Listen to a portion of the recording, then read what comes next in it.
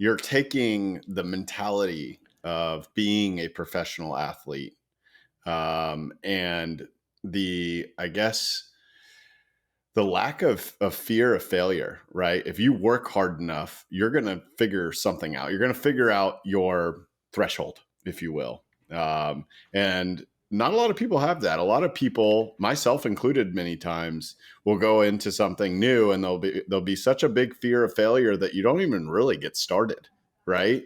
Right. Um, that mentality has got to be coached into you to find kind of that push beyond the fear. Right. Is it for you? Is it just second nature at this point where you're just kind of No, like, absolutely not. I okay, would say this was learned by the hardest way possible. So going back into my pro running journey,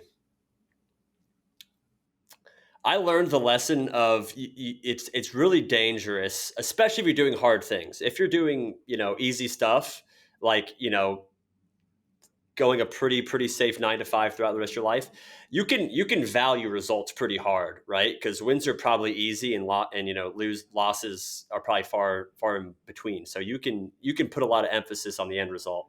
But whenever you get into doing things that are just extremely difficult, if you're trying to be in the top 0.5% of anything, really anything, for me it was running, but this applies to anything.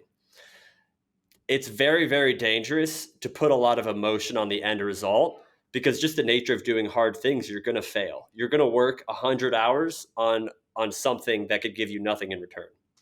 Just the nature of hard things.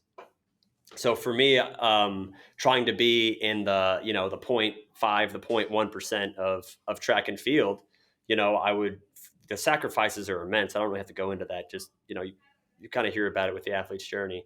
The sacrifices are immense, and I remember it was the final season. So I had 3 seasons as a pro athlete. First season was terrible, but the excuse was I was just adjusting. I could get over it. Second season was terrible, same excuse. I'm just adjusting. Third season, okay, no more adjusting. All right, like this is going to be the one. I'm not going to leave any stone unturned, and there's a lot of stones, right? So life was very miserable. Life was very miserable doing that training, especially being in track and field middle distance. It's just pain all day, being tired all the time. So go through all that sacrifice coming up to the first race. I don't think I've ever had more confidence in my life going up into this race. I had manifested the first race of the season. I'm going to hit the Olympic standard. I'm going to qualify for the best meets. I've done the work. It's going to happen. I believe in myself. I don't care if my legs don't agree with me. I'm going to do it. I'm going to get on the starting line. I'm going to run the best race you've ever seen. I'm going to win it. It's going to be great. I deserve this. This is my fairy tale ending. I've gone through too much, right? You can see where this is going. Get on the starting line with that mentality. Like I've never been more excited for a race. First lap, it's going great. Second lap, let's finish the job.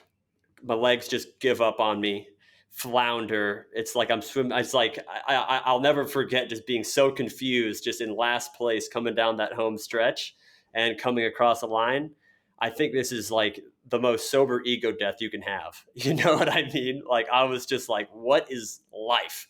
Like this doesn't make any sense. How like, this was my fairy tale ending. This didn't happen. I got last place in the race. Didn't even break my high school PR. And I had worked so hard for it. So pretty much what that taught me was that if you're going for a 10, like if you're expecting a 10 out of something and you go up and you fall short, you're not going to go down to a 0 baseline like, whatever. I wanted a 10. I didn't get it. I went to a -50, right? And it kind of spun me out for the rest of the season. Like I had trouble like believing in myself. I had trouble doing the work. I just kind of became a bit of a brat to pick myself up from that loss. And so that kind of taught me the dangers of putting so much emotion towards a result, especially when you're doing hard things, especially when it's something that you really want.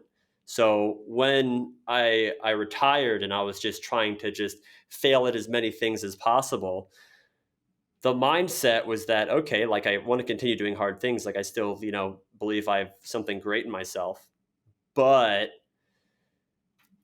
I have to focus more on the results that it gives me as like building my knowledge base rather than building my follower count or building my professional relationship. So it's like, I'm just going to get good at being me.